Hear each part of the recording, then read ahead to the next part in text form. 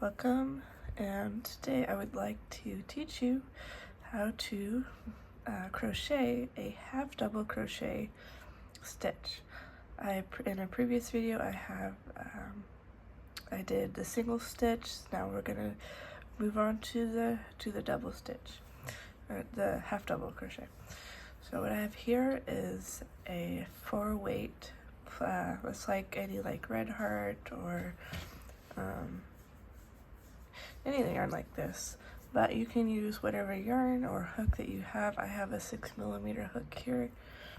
So when you have however many chains that you want to do, then what you want to do is take your yarn and wrap it once around your hook. And this is,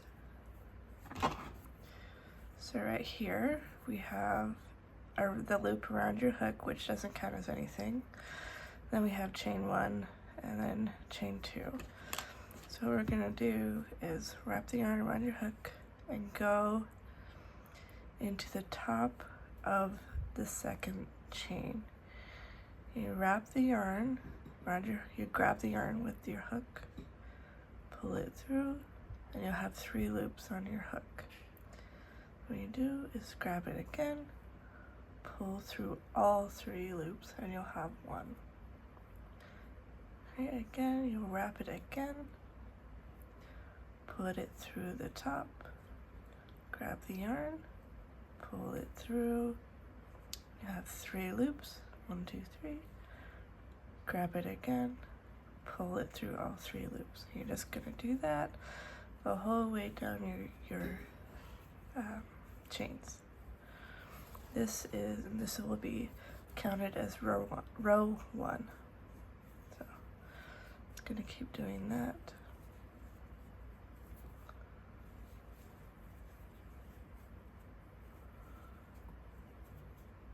Next one. I'm gonna keep doing that all the way down my chain.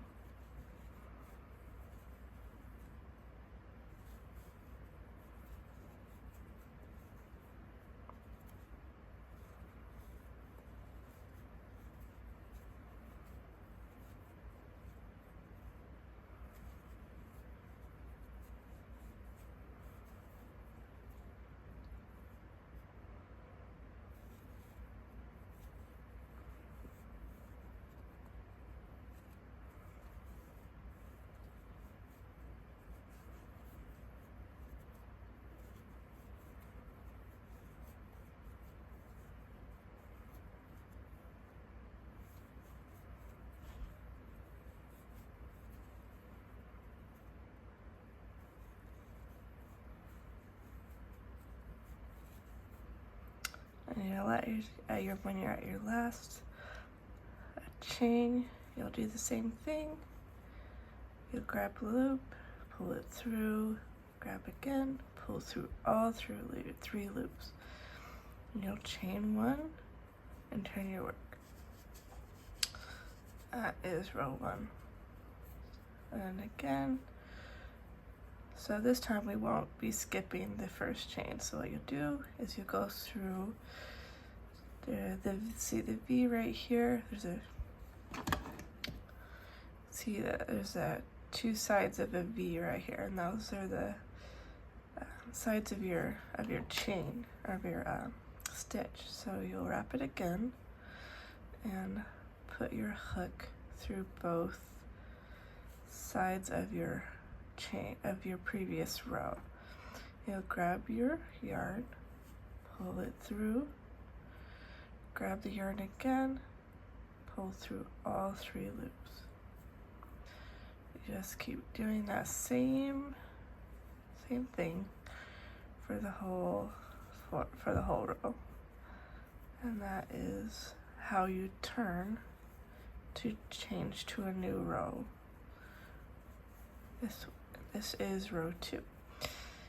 Your starting chains don't count as a row, so this is row 1, this is row 2. And if you have trouble keeping track of your stitch count or your row count, what I like to do is I'll take these I have some metal ones and I have these ones. I'll take what's called a stitch marker, and I'll put it through and mark my stitch. I mark my stitch or my row or whatever I'm doing, just to, especially on like longer projects, they're nice to have so you don't lose count. Or on something like that needs a specific count, a specific stitch count. It's good for that too. Or if you're trying to make clothes, they're good to have so you don't end up making like 2 sleeves that are they're 2 different sizes or anything like that. These are a good tool to have to help you keep track. But you don't have to have those. You can also just use scraps of yarn or just paper clips, bobby pins, whatever you have. You don't have to buy anything specific for it. So we're at the end again. So when you're at your, you want to make sure you don't stop right here, because if you do that, it'll just keep getting smaller and smaller. It'll just like keep decreasing and you'll have a curved edge. So you want to make sure you grab this last stitch of the previous row and just make sure it's nice and even. That is row 2. I'll do one more row. Okay, so I chain 1, turn my work, and then grab the yarn, push it through, pull it, grab it again, pull through all 3. Grab the yarn, push it through, like that. I just do nice, even stitches.